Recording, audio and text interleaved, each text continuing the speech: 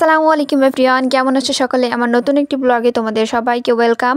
তো আজকে আমরা বাসা থেকে বের হয়েছি বাংলাদেশের সর্ববৃহৎ ফুলের রাজধানী গদখালিতে যাওয়ার জন্য।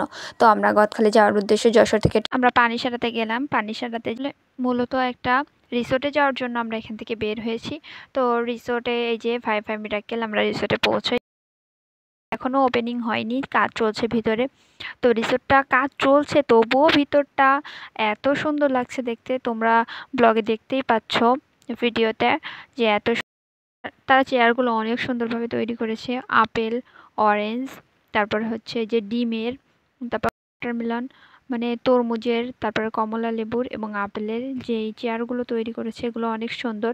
আর এর মাঝখানে একটা মূর্তি আছে, এই মূর্তির এখানটা আসলে ভালোভাবে এখনো তৈরি হয়নি। মূর্তিটাও অনেক সুন্দর। ফুলের পাশে যে মূর্তিটা আছে, ওই মূর্তিটার নিচে আসলে পানি দেওয়া হবে, মূর্তিটার নিচে পানি হবে এবং ওখানে মাছ ছাড়া হবে। তো আমার ব্লগে আমি বেশি আসলে শেয়ার করতে পারলাম না, আজ এ পর্যন্তই থাকো। তো ব্লগে যা দেখতে পাচ্ছ এগুলো দেখতে থাকো। তো আল্লাহ হাফেজ।